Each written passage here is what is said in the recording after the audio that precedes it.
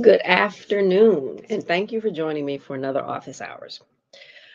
Part of my job as a financial strategist is to help you to improve on and to have some aha moments, self-discovery moments, and helping you see what no longer serves you so you can release them. All that helps with the breakthroughs, and that's where you start to shift. That's where the magic happens, be it in your personal finances or in your overall business. Now, the last 2 days has been all about mastering money mindsets, transforming your financial relationship, and understanding what a financial relationship is, that it's usually not defined by you, and how you can start to shift it so that you can live the life that you desire and deserve. Go back and watch those trainings. But let's get into today's overall topic of budgeting brilliance, mastering efficient and effective money management. Specifically today, we're going to dive into an introduction in budgeting. So budget, that 6-letter word, right? That so many people don't like.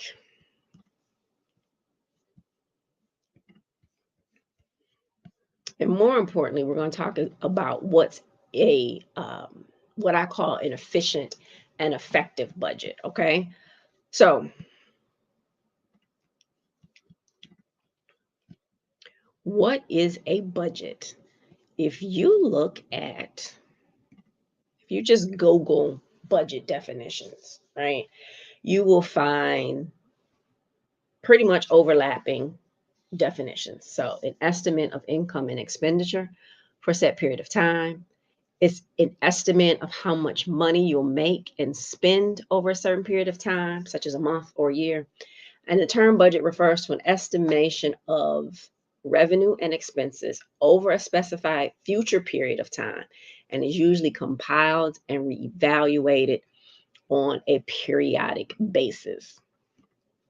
I kind of like that last definition because it really goes a little bit more. Most people create a budget and then they're not going back to review their budget. So, what do you think when you hear the word budget? So we know what they say, the budget definitions are, but when you think of budget, what do you hear? Or when you hear the word budget, rather, what do you think when you hear the word budget? Most people, and I ask this question in all of my workshops, all of my budgeting workshops, and most people say things like constraints, restrictions, discipline, right? A financial plan, a necessity. And so depending upon where your focus is, all of these can be true, right? Yes, it's a financial plan. Yes, it's necessary. Yes, it takes discipline. And it doesn't necessarily automatically impose constraints and restrictions.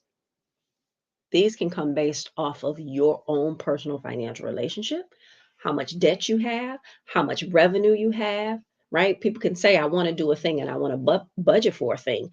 But if the money isn't available, yeah, we can put that allocation and that line item on there and try to shift what's happening with your financial relationship to be able to fund that allocation. However, right, that may take time.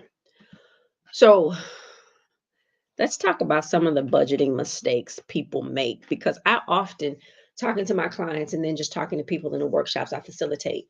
And when we're speaking about budgeting, um, I've had people say, "Oh no, I have a budget." When I say, "Let me see your budget," there are things that are missing on that budget. So some of the common and the biggest mistakes people make around budgeting is, one, not having a budget at all, right? You're just going through life trying to figure things out and just paying these bills after these bills and robbing Peter to pay Paul and moving money around. Not having a budget at all, number one. Number two, keeping track of only your expenses, just the bills.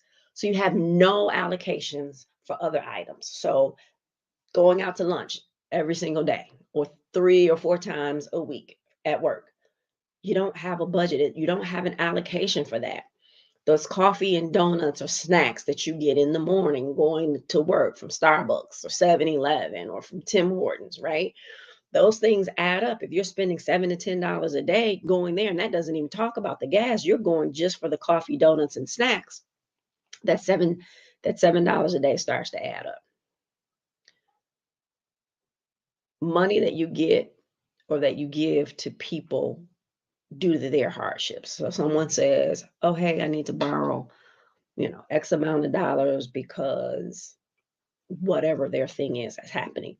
And you want to be able to help. And they'll say, loan me, right? A lot of times where you're not going to get that money back. So if you know that that happens, and it might not be even a hardship, it might be just a family member that you're giving money to just because you know that they are short on funds, have things going on in their life, and you want to help them out. It could be a parent, it could be a sibling, whoever it is, right? You don't have an allocation for that.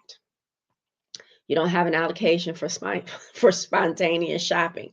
You go into Target for one item and you come out with 15. It happens to everybody, right? But you don't have allocations for that. And so what happens is you have this budget over here that where you have allocations for the bills that you have. You know you're going grocery shopping. You know it costs you X amount of dollars on average to go grocery shopping. So you have allocations for that, but it's those spontaneous things, those things that aren't regular, that will throw your whole financial relationship off, right?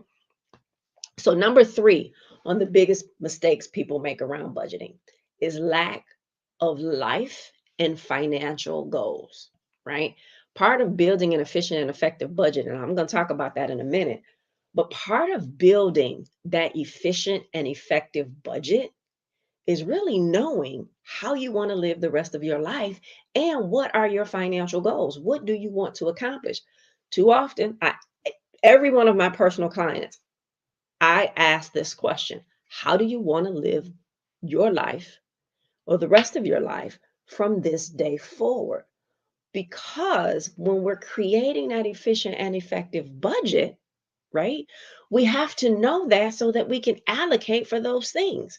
If you want to travel, we need to be able to allocate and put money somewhere for traveling purposes, right? So that when it's time to travel, you have the money and you're not like, oh, I can't go because I don't have the money. Or now you have to, pile it on your credit, and then you're carrying those credit balances and paying more for the trip than you needed to pay in the first place.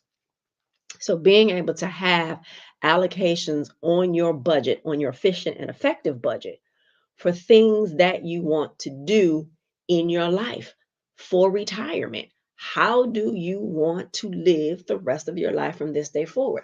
How do you want to retire? When do you want to retire? So if you want to retire, you're 30 and you want to retire in 30 years. Okay, well, we need to make sure that that's possible. You can't start looking at that, 20 years from now, because then you only have 10 years to prepare. So making sure that you have those items, and too often people lack that. We're not living life with intention. We don't we don't operate intentionally with our finances, so things are happening. But in order to live that life, you have to be and to reach those financial goals, an efficient and effective budget is going to happen. Fourth thing that is a mistake that people make when they talk about budgeting, it's missing items on that budget that should most definitely be there, right? And so they may not know the importance of them. They don't know that they need to have them, or they just don't know enough about them because they're trying to figure it out themselves and they just don't get it, right? So life insurance is a huge thing, and we're going to have some sessions on life insurance, right? So Because if you only have life insurance at work, that doesn't count. But understanding those type of things and being able to talk it through with somebody to say, hey, these are things that you need, where, you know, a will, powers of attorney, trusts, things of those natures, and being able to allocate in order to have those created, or having a system in place where you can get them for lower costs, right? And so having those things in the line items allocated for those type of things puts you further in advance, because there is going to come a time, more than likely, that you're going to need a power of attorney over someone's finances, over someone's health, you know what I mean? And you can't wait until that critical moment happens in order to be able to do that. You don't know how many times people call me and say, hey, I need a power of attorney, right? And the person's already in the hospital and they're not in a state where they can sign, right? Or the person dies and they needed to use the money in that person's bank account. They were not they didn't have a power of attorney for that. So they can't go and get funds out of that account. So those things that we don't even know in some instances that we need, or we don't think about them. And so we don't have money allocated for those things. So again, part of when you're working with me, and part of this, if you work with me personally, and part of this training during office hours, is again to give you some of those ideas so that hopefully you're having those aha moments like, okay, yeah, I do need that to happen. I literally was having a conversation with one of my clients last night, and for the last 3 or 4 sessions, like, she and her father don't live in the same city, but they do live in the same state. And it's probably about an hour and a half drive for her to get to her father, who lives by himself and just had some heart surgery third quarter of 2023. And she didn't know where the life insurance policies were. There's no power of attorney, there's no will, and she doesn't have access to his bank account. And so that's been on that list that I've been saying to her, hey, you have to do this, you have to do this. And last night, one of the things she said, he told her where the insurance policies were, but she still doesn't have the power of attorney, and she still there's still no will done. And she said that now she's talking to him and he's having forgetfulness, and she can see signs of those sort of things. And I'm like, yeah, you really need to make sure that that power of attorney is in place before he gets to a point where he cannot, or is in the hospital and cannot legally sign for that power of attorney. So those important things that we don't also have allocated, funds allocated for that on those budgets. So let's go and let's talk about what an efficient and effective budget is, right? So we looked at the definitions of budget that you can Google and find those definitions. But I teach something called an efficient and effective budget, right? That is what I share, is efficient and effective budget.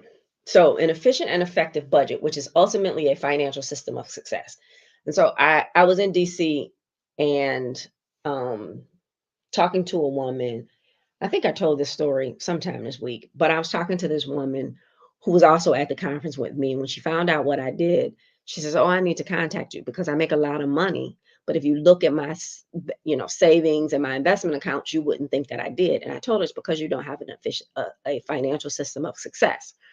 And that's what I call an efficient and effective budget. It starts to build that financial system of success. It ultimately is that financial system of success. So an efficient and effective budget is not just about an estimate of income and expenses, right? It's a financial system of success, a financial SOS, if you will, which allows you to be intentional with your money, assigning every dollar you earn a job so that you can live the life you desire and not the one that you get after paying bills. Most people get paid, they pay their bills, and then they live life after that, right? That efficient and effective budget sets up, it gives you a system. You have line item allocations for those things that you want to do on how you want to live your life, and you're able to do that, and you don't have to worry about, oh, I got paid, now I need to write out all of these bills. That is something that has been handed down to a lot of people generationally. Remember, I talked about in that things that impact your financial relationship are not always what you learn today. Some things are handed down generationally, and that's one of those things. And I was in a workshop, and a attendee said, well, yeah, when I get paid, that's when I pay my bills. And I had to go on and explain to them that's why you don't have an efficient financial system of success set up. You don't have an efficient and effective budget. You're paying your bills and then you're living life after that. Now, I do understand that in some instances, people are living paycheck to paycheck. They can barely pay their bills. So that is how they're living their life. But at some point, you have to decide, I want to live differently, and you want to start working on this efficient and effective budget, which allows you to be intentional with your money. Every dollar you earn should have a job, right? Those bills, those dollars that are going to pay for those bills, your rent, your mortgage, your car payment, that's the job for those dollars. But you also need the remaining dollars to have jobs too, right? So efficient and effective budget just doesn't have bills and expenses. Remember, I said it's about trying to set up a financial relationship so that you can live the life that you want.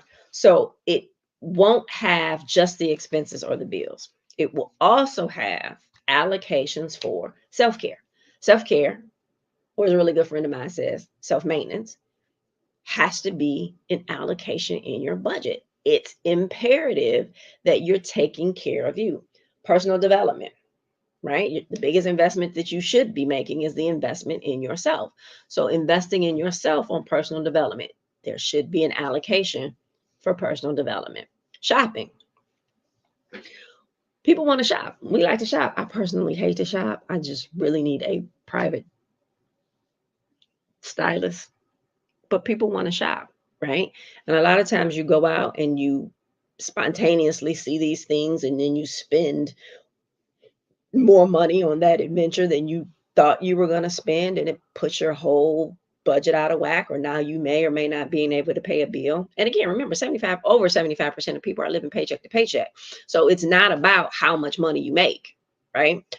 Travel. There should be a line item on your budget so that you're allocating money out of every paycheck for travel, right? Be it you want to travel internationally, if you just want to travel domestic, if you, whatever it is, travel, entertainment, right? There should be line item allocations on there for that. Philanthropy, charity, and or tithing should be a line item on there. That should be in your budget. You do want to give. That is part of what we should be doing in life, right? Retirement. How do you want to live in retirement? When do you want to retire? You need to start making allocations for that today. And even miscellaneous. There should be an account, I mean, there should be a line item for miscellaneous, that you're putting money somewhere for miscellaneous spending. Friends are in town, or going out to dinner, going to the theater, whatever that is. That's not something that you do often. However, it does come up. Guess what? It's money sitting aside for that already. Or, we literally just went out this weekend and I spent more money than I thought I was going to. We went shopping, and yep, there was money allocated for shopping, but there was this really dope outfit that I wanted to get. Guess what? You got money sitting in miscellaneous for that, right? So when you start to build that efficient and effective budget, and literally just prepare for things that you know are going to come up, it makes life easier. And then you're not reacting to what's happening in life. You've been proactive. The money is there. It's sitting there. And part of that, building that efficient and effective budget, is also looking at, where can I reduce my spending, right? So when you're looking at utilities, when you're looking at insurance, how do I reduce the cost of those things? And then what can I eliminate. What can you not justify continuing to pay for because you don't use it enough, right? And then there are those things when we talk about allocating for funds that you know what? I'm just going to stop at 7-Eleven on my way to work every day. Okay, well, no one's telling you not to do that, but make sure you're accounting for that in your budget because it's really something that's important to you. What will happen though, as you start to assign every dollar you earn a job and you start making these allocations, your money's going to tell you what you can and cannot do. So you're going to have to adjust based on how much money you make. Doesn't mean that you just can't do this thing. You may say, okay, you know what? I can't go out to lunch every day, but I can go out to lunch 3 times a week. I can't go out to lunch 3 times a week, but I can go on Friday, right? You make allocations, but then also as you start adjusting where your spending is going, as you start to eliminate the things that aren't important to you, not really, right? It opens up for you to be able to do the things that are important to you. So you don't take those things off your budget, right? Some of them may be zero. You don't take them off your budget because you know you want to get to them, but you have to shift your mindset, the way that you're operating. You have to shift all of that in order to be able to do the thing that you want to do. And I promise you, it's heavy lifting on the front side, right? It is heavy lifting on the front side or in the beginning. But once you set it up and you put it on automatic pilot, right? Everything becomes easier. It removes the stress, the worry, and all of the things that go into that. It literally becomes something that changes your life. And when you create an efficient and effective budget or that financial system of success, it changes every area of your life, right? It's not just about the money. Remember, I always say with me, it's never just about the money. It's about every area of your life because you start to look at things differently. If this information has been helpful to you, please make sure you subscribe to this channel and get your daily dose of financial empowerment and small business mastery every day at 12 noon Eastern Standard Time. Don't forget, subscribe and be sure to turn on notifications so that you don't miss a training. Also, if you missed prior trainings, go back, look at the topics, look at the topic that speaks to you. I suggest you also look at the topics that don't necessarily speak to you because it's going to be some great information in there that you're going to need along this journey in life. I do have a few slots open and a few that will be opening up as I finish with other clients for personal financial strategy. And I also have slots available for business strategy. So you can actually go to the description under this video and you can find the schedule with Crystal link and schedule a consultation with me rather, to see if we are a good fit and if you want to move forward with some personal strategy.